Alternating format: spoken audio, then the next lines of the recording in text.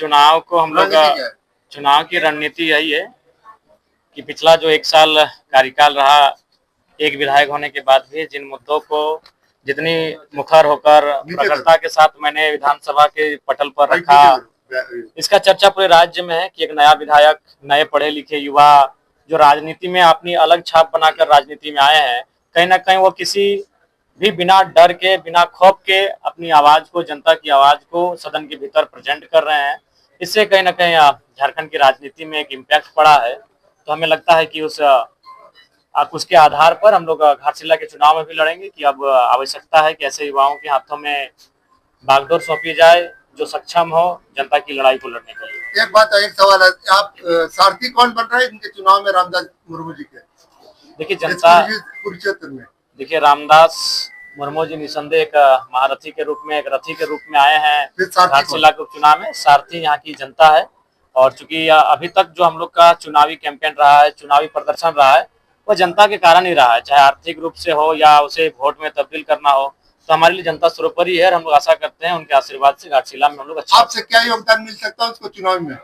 देखिए चुनाव में निसंदेह एक पार्टी का केंद्र अध्यक्ष होने के नाते जो भी हमारी स्ट्रेटजी होगी, हमारा कार्यक्रम होगा, उन कार्यक्रमों के माध्यम से, जनसंवाद के माध्यम से, लोगों के साथ समन्वय स्थापित करने के माध्यम से हम लोग प्रयास करेंगे कि हमारे प्रत्याशी को यहाँ बेहतर स्थिति में उनको ला सके। तो अभी तो चुनाव का ज्यादा दिन बची नहीं, आप कितने दिन तक इसके साथ यहाँ क्षेत्र में? देखिए हम लोग प्रयास करेंगे कि जो घाटशिला विधानसभा अंतर्गत 4 प्रखंड आते हैं, चारों प्रखंडों में मेरा कम से कम 2 कार्यक्रम हो, ये हमारा प्रयास है। आप पर्सनली कैसे रहेंगे? पर्सनली हम लोग रहेंगे, आपका मेरा भी रहेगा, हम लोग यही कैंपेनिंग करेंगे, यही रहेंगे हम लोग।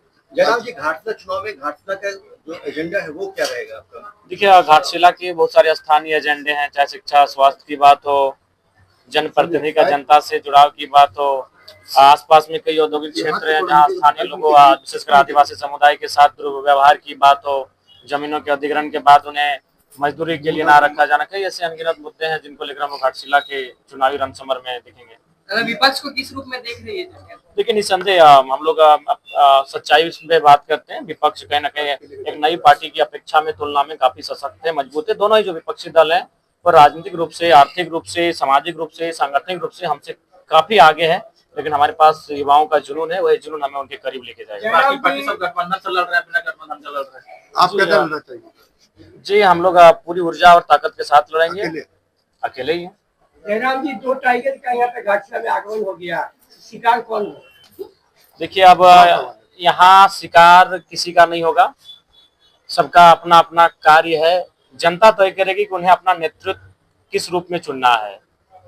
क्या हमने ये राज्य केवल 81 विधायक और 20 सांसद बनाने के लिए नहीं लिया है, अंतिम व्यक्ति तक विकास की किरण पहुंचे इसके लिए लिया है। तो आज अगर आप परिवार से बाहर अगर कोई पार्टी प्रत्याशी नहीं चुन पा रही है, टिकट नहीं दे पा रही है, तो राज्य की जनता को अपने वोट पर विचार करने की आवश्यकता है कि 2 राजपुत्र बेहतर होंगे या फिर एक पढ़ा लिखा युवा जो बच्चों को ट्यूशन पढ़ाता है, जो बच्चों को क्लास देता है, वो रामदास मुर्मू